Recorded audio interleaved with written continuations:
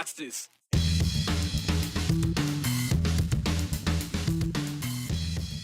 Lawmakers are still determined to pass a school choice bill this session. A second option, in front of another packed House, passed by the slimmest of margins. Another reason the State House was busy today, a bill allowing Idaho's law enforcement to enforce immigration. Despite some opposition, this time around, it has a little more support. And Caldwellers are fighting again, this time over a proposed new hotel. The council gave it the go-ahead, but it wasn't without some drama.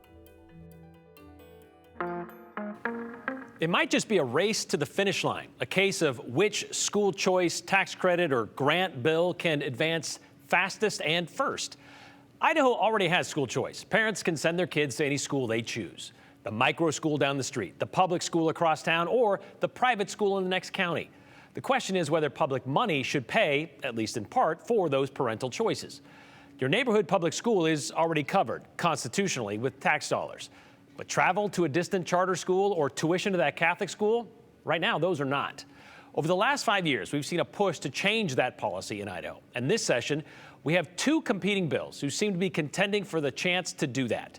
For the second day in a row, we saw a packed House for public testimony. Yesterday on the Senate side, today on the House side. And we heard the same issues in both: accountability, oversight, and funding. Co-sponsors of House Bill 93, the Idaho Parental Choice Tax Credit Bill, say their idea addresses those concerns and it checks all the boxes Governor Little laid out in his State of the State. And just like yesterday's Senate bill, it was the difference of one vote that kept the House bill alive. A decision day. Good morning, everybody. One of at least four if the concept is to make it to Governor Little's desk. For your consideration today Time to find out. is House Bill 93. A tax credit up to $5,000 per eligible student, $7,500 for students with disabilities. Credits for things like tuition for non-public school, tutoring, textbooks, and curricula. Families looking to help pay for school choice. But questions hang on accountability of taxpayer dollars, transparencies, and outcomes. Public testimony pointed back to Governor Little's checklist on the program. Any school choice measure must be fair, accountable, responsible, and transparent. And upon reviewing House Bill 93, I noted that the bill does not meet these standards. House Bill 93 includes requirements to track student learning as well as an accountability survey that parents need to complete.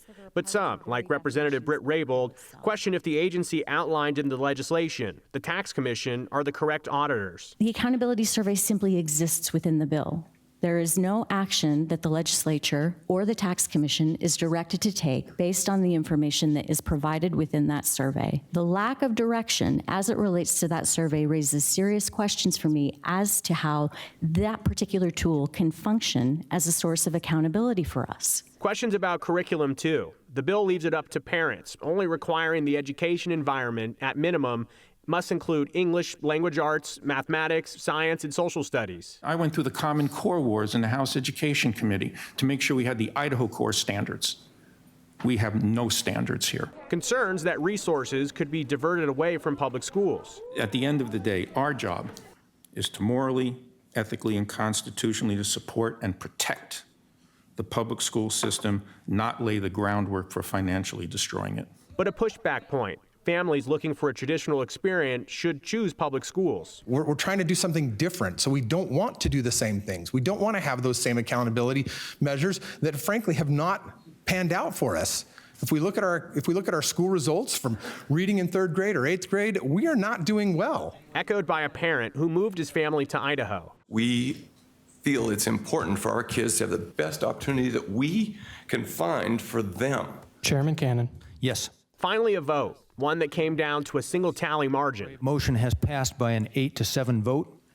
House Bill 93 will be sent to the floor with a do pass recommendation. A hurdle cleared, but still questions to be answered. Like, are parents' evaluations of their kids enough? Will Idaho students who opt to leave public schools fall behind while mom and dad watch? I have more faith in parents than that. I believe nobody cares more about a child's education than a parent does. Bill co-sponsor Representative Wendy Horman isn't concerned with criticism that the Tax Commission is overmatched with being auditors of the program. And their role is not to be education experts. Their role is to see if the boxes are checked. Are they providing a portfolio that somehow in the parents' Karen's estimation demonstrates instruction on those subjects and growth. That doesn't mean they're going to go do test score analyses or anything like that. It means they're going to see if they're complying with the law. Do you think your priorities and your legislation matches kind of broadly what the governor was asking for? Absolutely. Is accountability there? The student engagement and parent engagement survey, that's one that we just stole from the public school system that we thought will actually give parents the opportunity to say whether this program is working for them or not. It's either public schools or school choice. How do you see that debate? In my opinion, it's not an either or, it's a both and. And there's been questions about the learning portfolio or the proof of concept for non-accredited schools. And one specific example I got from Representative Horman would be on a spelling test, for example. That portfolio would include performance on a week-to-week basis. How is a student working on their spelling exams? And Brian, this is something that wouldn't involve a year-end assessment. And you'll hear that supporters of the program will say these assessments in Idaho public schools aren't hitting the mark. We'd like to try it a different way. Okay, so it's a week-to-week assessment, not a year-end assessment? So that could be something in the portfolio, yes. And so there are options with the portfolios and the micropods and the learning pods. They're doing stuff like this as we speak. It's a world that I am stepping into right now and learning more about. There are definitely criticisms, fair criticisms of it, but it's also one of these things where these parents are looking for alternatives. They don't want to do it the way public schools do it. And a public survey or a parent survey is kind of all the accountability they're kind of throwing out there. Correct. All right. Thanks, Joe. We'll see how that one plays out with the other one that's also moving through on the Senate side. A state stepping into our country's immigration enforcement issue. That isn't a new thing. Texas has been doing it for years along the Rio Grande. But only recently has Idaho decided to dip a toe. NAMPA Representatives Jaron Crane and Bruce Skog have teamed up twice this year to try to make being in Idaho undocumented a state crime. House Bill 83, the latest version, would allow local law enforcement officers to check and document the citizenship status of anyone suspected of a crime. But law enforcement can't just ask for proof of citizenship at will, at any time they want. That person does have to be involved with some other crime, like theft or assault. Well, today that bill had a public hearing. And you might remember, during the print hearing of this bill, we said, well, we'll see if the Idaho Dairymen's Association, or PODAIR of Idaho, the ACLU of Idaho, and the American Immigration Lawyers Association, we'll see if they all show up to speak against this bill like they did last year. Well, PODAIR did show up today at the State House. Just not at the committee hearing, but they were under the rotunda. Our message today is that the specific bills, House Bill 11 that's been entered, and any other bill that asserts to accomplish anything of value for the residents of Idaho by giving or trying to give federal power to individual state officers is not only misguided, it's a waste of money, it's scary, and it's a reflection of not understanding the problem or wanting to really solve it. So House Bill 11, as you mentioned, was the first version of this bill. House Bill 83 is the newest one with a few tweaks to it. And members of the immigrant support organization, PODAIR, they encourage the community to stand up against all of them, as you just heard. All anti-immigration bills introduced in the legislature. As for the Idaho Dairymen's Association, unlike last year, they actually switched sides this session to support this legislation. Hunter Funk found out why and what changed. We have made some changes since we brought that piece of legislation to us in 2024. That 2024 bill, introduced late into the session, sailed through the House but stalled in the Senate. Now, Representative Jaron Crane and Bruce Skog are trying again, introducing an immigration bill with a little different language. Adjustments the sponsors made after meeting with the Home Builders Group and Idaho Dairymen's Association. I'll take you, committee and Mr. Chairman, down to line 29 on page 1. It reads, law enforcement officers may enforce the provisions of this section only when a person is detained or investigated for suspected commission of an independent crime. So independent crime simply means not the crime of illegal entry or being illegally in the state of Idaho or the United States. So some other crime. Crimes are not infractions. Crimes are not getting a traffic ticket. That's an infraction. But if you're being investigated for an actual crime or charged with an actual crime, then you may be cited for the misdemeanor portion of this bill. The bill states the first time someone is discovered to be undocumented, they could be charged with a misdemeanor. The second time, a felony, and the person would be deported, according to Crane. The bill's new language limits the illegal entry charge to a person investigated for, charged with, or convicted of an unrelated crime. We are after the criminal element of illegal aliens. That's the focus of this. And I am thankful to the Dairymen's Association who gave us this additional wording, which was very important to make the bill a success. The Idaho Dairymen's Association CEO says the group could only support the legislation if it limited who would be subject to immigration status checks. You know, the state of Idaho as a whole has risk if you didn't narrow the scope of the bill.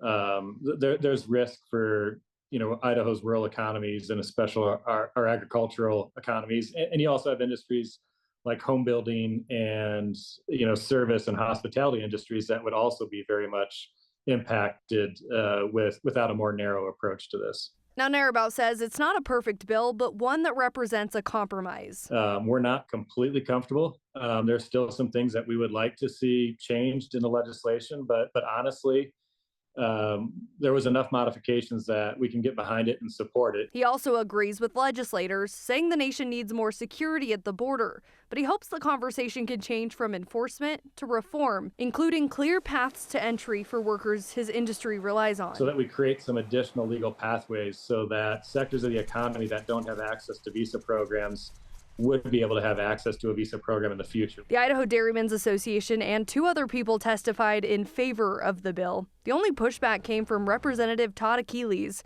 who's concerned about the legality of the bill. This bill copies a Texas law, which the Lone Star State approved in 2023, legislation that's being challenged in court over whether it violates the Supremacy Clause of the Constitution because immigration falls under federal law and states don't have the authority to override that. Lots of concern about this, and I think we need to move a little slower to protect taxpayers from potential lawsuits. And for those reasons, I'm a no on this, Mr. Chairman. And it made it through committee with only 2 no votes, one of which being Achilles, and it's now headed to the House. And that's the thing, though, I think that stuck out was this word of deportation in this bill. That is a federal issue. That's the feds take care of that. And so I guess it would take the first time that somebody that Idaho tries to deport somebody, that when it becomes a lawsuit, I would say. Exactly. I mean, you're seeing this happen in Texas right now, right? Like we just talked about. So it's something to keep an eye on. All right. We'll see how far it goes as well. Thank you very much, Hunter.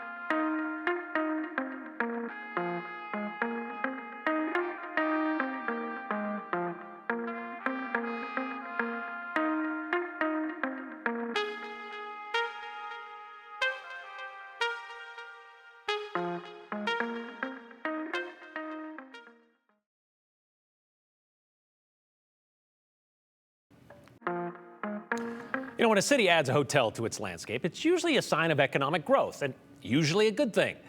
Well, 1 out of 2 ain't bad for the city of Caldwell. A new hotel near the fairgrounds has sparked a lot of pushback from Caldwellers. Despite that, this week, the city council approved a contract with the developers of a hotel in a 4-2 vote. But the problem, the future site for that hotel is on an empty dirt lot. A lot of people use that space for parking. So that made for some tense moments during that approval meeting. We saw attendees shouting at the council members being frustrated because they couldn't express their opinions on the topic. Well, Aspen Shumpert tried to find out why this hotel became such a hot topic.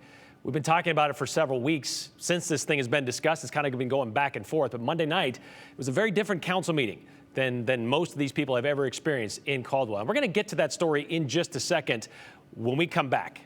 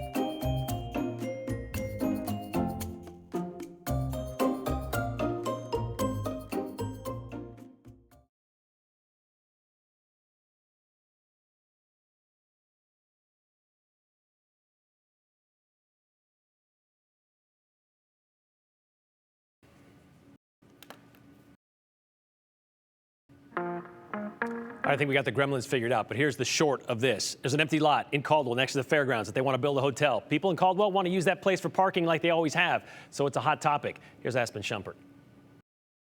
Monday night was a very different council meeting than I have ever experienced before. On the agenda, a controversial contract agreement for a new hotel at the Caldwell Event Center. It ended in a 4-2 vote, pushing the project forward. As far as Monday night, the best way you could explain it is pure chaos. After a presentation by the city's economic developer, Councilman Jeff Williams immediately moved to approve the project, with Councilman Mike Dittenberg adding a second. This particular project will give our city a much-needed quality hotel that will not only serve the citizens of Caldwell, but the visitors who come to our great city. I know of no one in the city who wants the rodeo, the fair, or any other event to go away. That is rumor that spread like wildfire by those in the community who would rather create chaos than consider the facts. Councilwoman Diana Register says when it was her turn to speak, she was limited by the mayor and Councilman Williams. She had prepared a statement that explained her concerns about possible conflicts between existing lease agreements with the fair, rodeo, and college. Contracts she believes includes access to parking space. I was cut off in the middle of that and unfortunately was not able to get my questions answered. While Register was speaking, Councilmember Williams made a motion to end the discussion and move immediately to a vote. I have questions and I'm in the middle of presenting my research. I did not interrupt anybody else while they were talking. The discussion got heated, with members of the public demanding Register be allowed to continue. So please be quiet. They don't want to. So I will tell you. We're going to take a 5-minute recess. After a brief recess, the mayor allowed Register to continue for 10 more minutes, a limit he said was necessary to get through the full agenda. I had sort of prepared myself that maybe somebody was going to try to hurry me up or not allow me to speak. Register, who was also a whistleblower for the city's parking meter contracts, says she came to Monday's meeting prepared to stand her ground and expected to be allowed to do that. When that happened in the manner in which it did, I was so taken back that it was hard to focus. Eric Phillips was one of the people in the audience. He feels there's a pattern with council members shutting down conversation. I've seen Councilor Register cut off twice now, right? Very publicly, that caused an uproar. And not just her, but there's been other of our fellow female citizens of Caldwell and Canyon County that have been cut off too. Register says she has a responsibility to voice concerns on behalf of the people she represents. It's not something that I take lightly. When I'm up there sitting in my council seat, like I can imagine what it feels like of the weight of all the people that are standing behind me, the community members, asking me to ask questions and make it make sense. Moving forward, she hopes discussions can be fair and respectful. There should not be such a divide between the mayor and council and the community. Like, we should all just come together. And if we can come together and have conversations and listen to each other respectfully on both sides, right?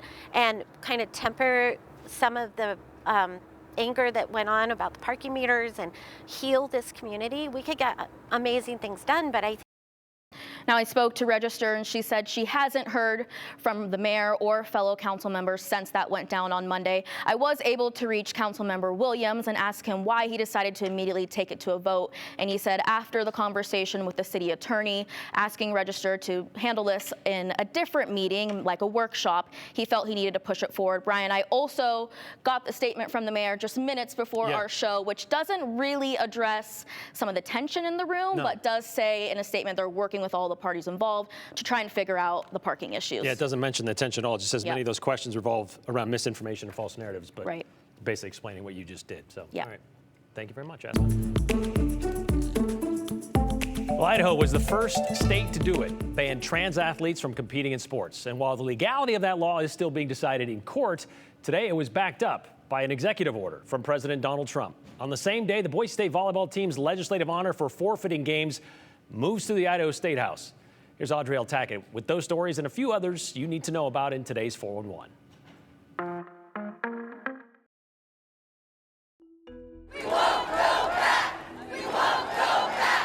Protests against Project 2025 and President Donald Trump are happening across the nation today, including here in Boise. Over 400 Idahoans advocated for unity and change on the steps of the Capitol at noon. The demonstrations are part of the 50-51 movement, which stands for 50 protests, 50 states, 1 day. HCR 2, we sent to the Senate for the recommendation. The House resolution patting Boise State women's volleyball on the back for forgetting their games against San Jose State University because of an alleged transgender athlete is heading to the Senate floor. The strongly worded letter passed out of Senate committee today, which also coincides with the National Girls and Women in Sports Day.